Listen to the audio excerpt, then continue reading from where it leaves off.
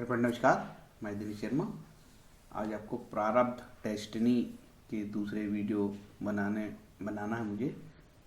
और ये जो वीडियो है प्रारब्ध क्या होता है, मैंने पहला वीडियो बना चुका हूँ। दूसरा जो मेरा वीडियो बन रहा है वो वाल्मीकि रामायण से बन रहा है। अभी तक तो हमने बनाया था आध्यात्म रामायण पे बनाया था।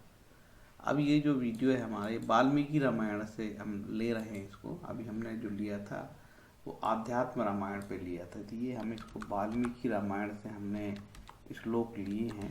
ये जानकारी आपको खास मैं बता दूं, ये जो मटेरियल मिलेगा आपको वाल्मीकि रामायण में मिलेगा। पहला वीडियो मेरा जो आध्यात्म रामायण पे था, तो ये प्रारब्ध की बात बड़ी गंभीर बात है। और इसमें मेरा कोई भारी भरकम कोई प्रयास नहीं है, केवल मैं ये कर रहा हूँ कि वाल्मीकि रामायण, अध्यात्म रामायण और वाल्मीकि रामायण से प्रारब्ध पर पढ़ कर खोजा, और खोज के हमने रेफरेंस लेके आपको केवल बता रहे हैं कि ये ऐसे श्लोक प्रारब्ध के बारे में वाल्मीकि रामायण में ऐसा दिया है, अध्यात्म रामायण में ऐसा दिया है। बस इतनी बात, काम की बात, ज्ञान की बात, महत्व की बात है, बाकी कुछ नहीं है। किसी सज्जन को ये पीडीएफ चाहिए तो ये मेरा ईमेल है ranjita.dinesh.sharma@gmail.com। यदि आपको लगता है कि आपको इस टॉपिक पे कुछ पढ़ना है और इस लोग को और स्टडी करना है, क्योंकि यहाँ पे मैं डिस्प्ले करता हूँ, कई बार दिख पाता है, कई बार अच्छे से नहीं दिख पाता है ना। उसके लिए है कि क्या है ये प्रारब्ध, क्रियामाण कर्म, संचित कर्म, प्रारब्ध कर्म। आपने बहुत सुना होगा, इसमें से बहुत बड़े बड़े साधु संतों के व्याख्यान है। भाई हम तो छोटी बात, केवल हम चीज़ें आप केवल उपलब्ध करा रहे हैं, जस्ट इन्फॉर्म कर रहा हूँ। भाई डेस्टिनी प्रारब्ध की श्लोक बता रहा हूँ, क्योंकि मेरी इतनी क्षमता नहीं है कि मैं प्रारब्ध पे बहुत बड़ा लेक्चर आपको देते रहूँ। इसके लिए बहुत ऊंचा कद चाहिए, वो कद हमारा नहीं है।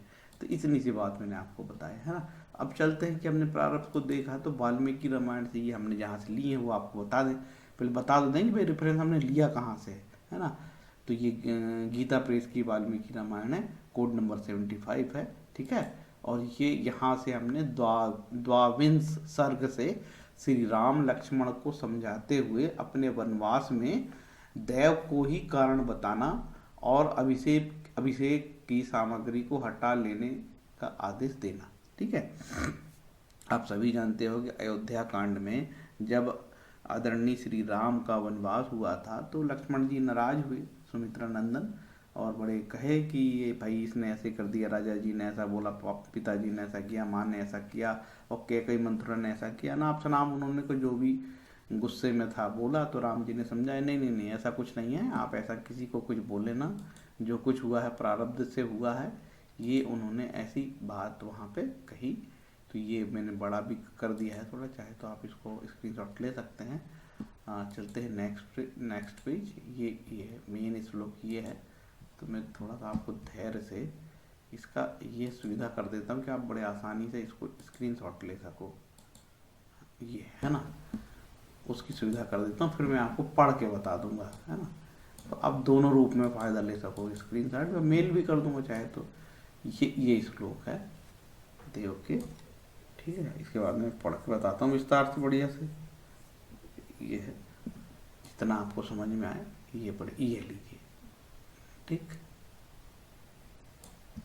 स्पष्ट दिख रहा होगा। अब चलते हैं चौथे नंबर पेज में। चौथे नंबर पेज है,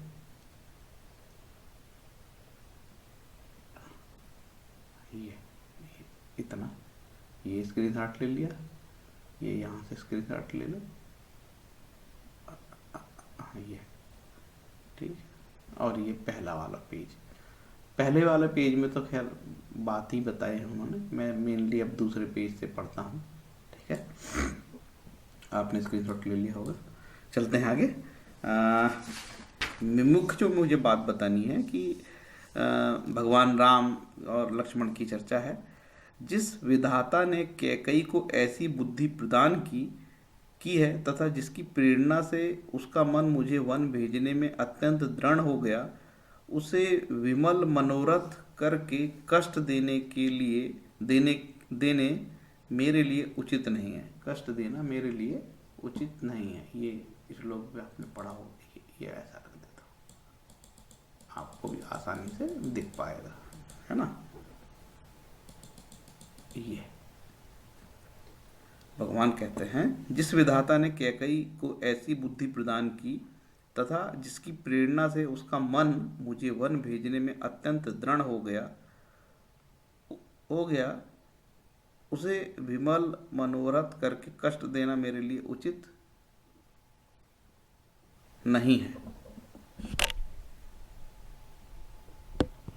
चलते हैं आगे। इसके बाद सुमित्रा कुमार मेरे इस प्रवास में तथा पिता द्वारा दिए गए राज के फिर हाथ से निकल जाने में देव को ही कारण समझना चाहिए। ऐसा राम कहते हैं कि सुमित्रा कुमार मेरे इस प्रवास में तथा पिता द्वारा दिए गए राज्य के फिर हाथ से निकल जाने में देव को ही कारण समझना चाहिए, प्रारब्ध को ही कारण समझना चाहिए। मेरी समझ से कैकई का यह विपरीत मनोभाव देव ही विधान है। यदि ऐसा ना होता तो वह मुझे वन में भेजकर पीड़ा देने का विचार क्यों करती। सौम्य, तुम जानते हो कि मेरे मन में पहले भी कभी माताओं के प्रति भेदभाव नहीं हुआ और कैकई भी पहले मुझ में या अपने पुत्र में कोई अंतर नहीं समझती थी।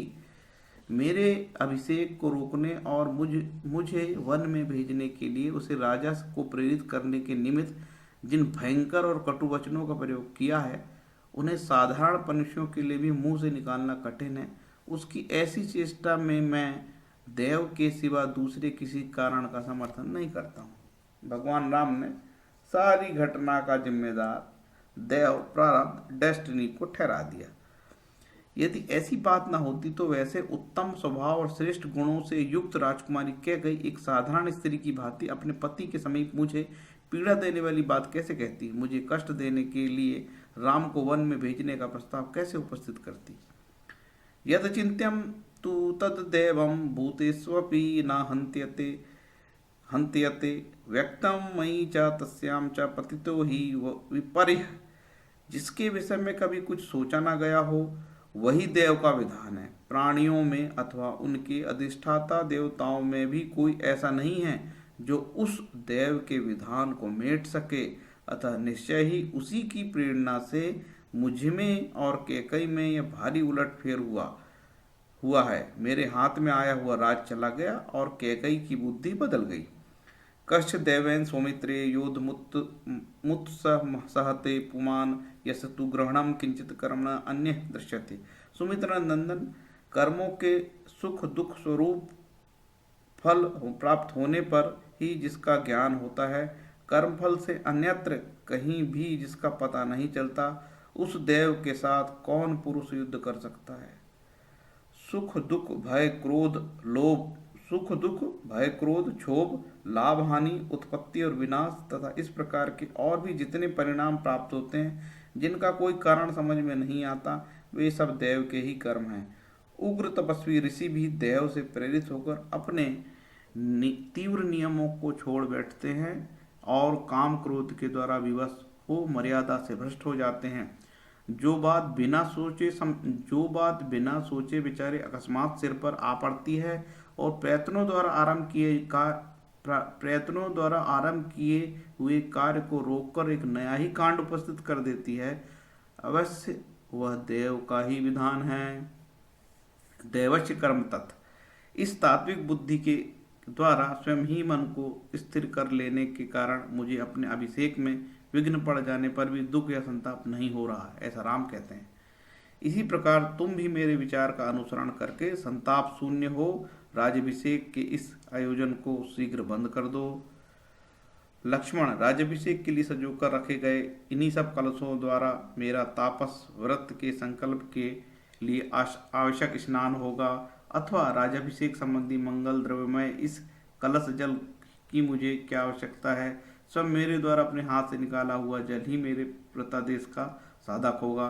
लक्ष्मण, लक्ष्मी की इस उलट फेर के विषय में तुम कोई चिंता न करो। मेरे लिए राज्य अथवा वनवास दोनों समान है, बल्कि विशेष विचार करने पर वनवास ही महान अभ्युदयकारी प्रतीत होता है। माँ चा लक्षण संतापकार से लक्ष्म्या विपर्ययी। लक्ष्मण, लक्ष्मी के इस उलट फेर के विषय में तुम कोई चिंता मत करो।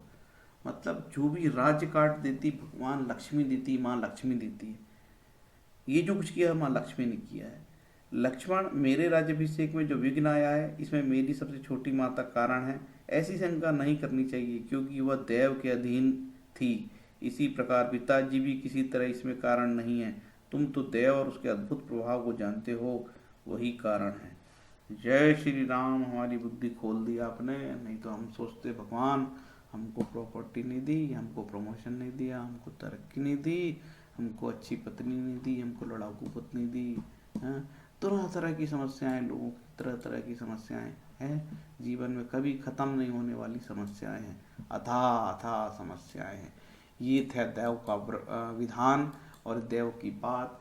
ये जो मैंने श्लोक बताए हैं आज आपको, आज मैंने जो आपको श्लोक बताए हैं वो बताए हैं वाल्मीकि रामायण से, महर्षि वाल्मीकि कृत प्रणीत रामायण से, है ना। और जो भी सज्जन को यदि PDF फाइल चाहिए तो आप इसमें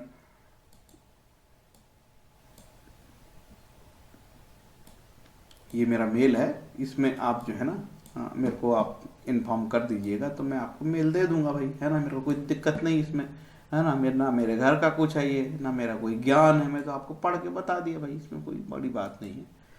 तो उम्मीद है मेरा ये छोटा सा वीडियो, छोटा सा प्रयास है, अच्छा लगा होगा। हमारा दायरा बहुत लिमिटेड है, हम ऐसे वीडियो बनाते हैं अनुसंधान के लिए और लोगों की जिज्ञासा के लिए, ठीक है।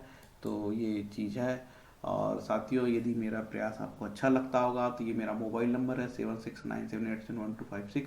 किसी प्रकार की कोई आर्थिक मदद हमको देना चाहते हो आप, ठीक है, तो आप मेरे इस पेटीएम से या गूगल पे के माध्यम से कर सकते हैं। Thank you. हरे कृष्णा।